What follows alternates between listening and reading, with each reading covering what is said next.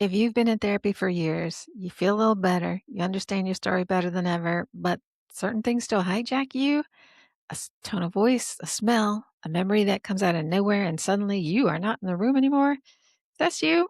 I want you to hear something that might be hard to hear, but it's actually really good news. So you might be in therapy, but you might not be doing trauma therapy. And these are not the same thing.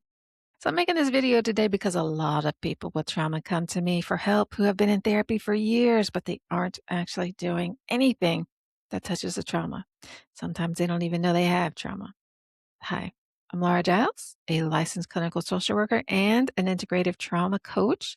And I work with trauma survivors to help them heal from the root causes of their issues, whether they're complaining of anxiety, depression, insomnia, nightmares, relationship issues, digestion issues, or something else. The root cause is trauma.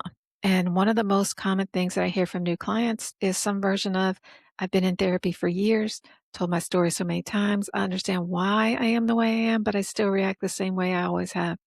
And this is not a failure on your part. It usually means something specific. The therapy was talk based, but the trauma was never processed. Today, I want to talk you through the difference, how to spot it, and what real trauma focused treatment actually looks like so that if this is you, you know what to look for in your provider and what sort of training to screen for. So, here's the distinction that changes everything once you see it. Talk therapy, supportive therapy, insight oriented therapy, even a lot of general CBT is incredibly valuable. It helps you to understand your patterns, feel heard, build coping skills, and make sense of your story. And that's all good stuff. Trauma focused therapy is different. It's designed to work with how trauma is actually stored, not just in your thoughts, but in your nervous system, your body, your automatic responses. So, trauma isn't just a memory you just haven't made sense of yet. It's a survival response that got stuck on. And here's the line I want you to remember. You can talk about your trauma for years without ever treating it. So, understanding your trauma and processing your trauma are two completely different mechanisms. One happens in your thinking brain, and the other happens somewhere deeper. So, how do you know which one you're doing? Here's the signs that I look for. So, one, you've told the story dozens of times in details to multiple people, and the emotional charge hasn't changed. You can recite it almost word for word, but it still hurts exactly the same as the first time you said it. Two, you intellectually understand your trauma. You can explain the psychology of it. You know exactly why you act the way you do, but you still get flooded or triggered in the moment. Anyway, understanding hasn't translated into relief. So, three, sessions feel like venting. You feel lighter for a day or two, but nothing structurally shifts week over week. Your outside world still looks exactly the same. Four, your body still reacts even when your mind knows you're safe. So panic, freezing, going numb, your heart racing over something objectively small. That's a nervous system response, and talk therapy alone often can't reach that. Five, you function just fine. You can talk about hard things. You look fine on the outside, but your inside thoughts are always focused on being perfect, appearing together, catching things before they become problems, and getting ahead of the next disaster. And six, and this is a big one.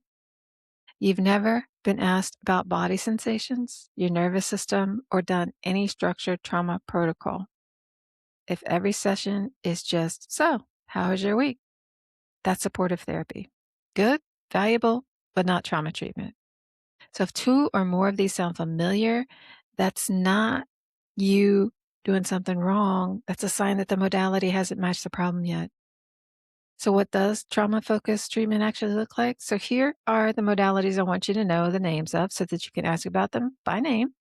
These aren't the only ones, just the most common ones. EMDR, probably heard of that. Eye movement desensitization and reprocessing. So this uses bilateral stimulation, eye movements, tapping, or sound while you bring a traumatic memory to mind to help your brain reprocess it so it's no longer stuck in high alert. And this is one of the most researched trauma treatments that exist. Somatic experiencing, this works with the body directly, tracking physical sensations, tension, and nervous system fight, flight, freeze response to help completed survival responses that get interrupted actually finish and discharge. Internal family systems, or IFS, For trauma, this treats the mind as made up of different parts: a part that protects you, a part that's still frozen in the trauma, and a part that's exhausted from managing everything and your core self. IFS helps these parts unburden rather than just talking about them. CBT and prolonged exposure, these are structured protocol based treatments specifically for PTSD, helping you process the memory directly and reduce avoidance, often over a defined number of sessions. Brainspotting, so it's related to EMDR. This uses eye position to help access and process where trauma is held, often working somatically alongside talk. And one more that's newer and worth knowing the name of is Deep Brain Reorienting, or DBR. This is an emerging approach that works with some of the earliest, most primitive threat responses in the brainstem before an emotion even fully forms. So this one works very well when others don't, because it targets the shock response and it helps to heal attachment. None of these require you to retell your whole story in detail every session. That's a really big shift for many clients who think they need to share everything. That's actually one of the tells that you moved into real trauma work. If you're not sure what kind of therapy you're in, just ask directly. Here are 3 questions. Do you have specific training in trauma treatment? Not just are you familiar with it? Actual training and certification. Find out what the protocol is. Find out if it works with your particular type of issue. What I wouldn't do is go in there and ask for a specific protocol. So lots of clients ask me about EMDR.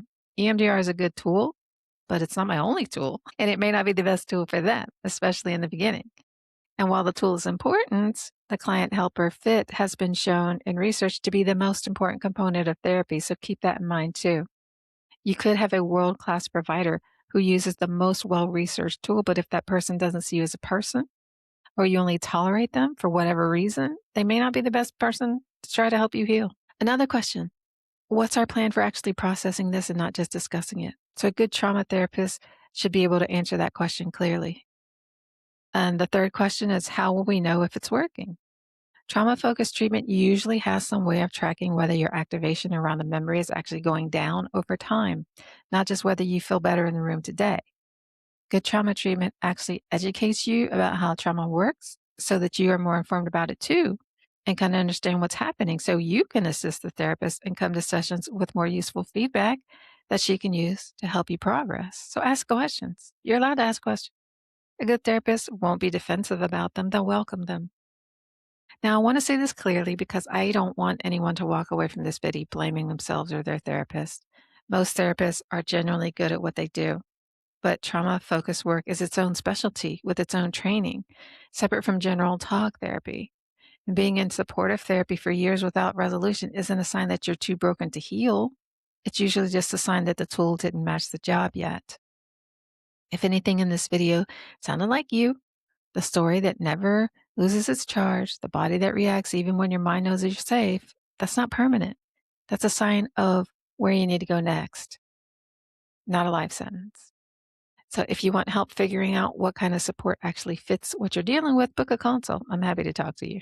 So if any of these signs hit home, I'd actually love to hear it. Drop me a comment below. You're not the only one who's felt this way. That's why we're here talking about this today. Thanks for watching.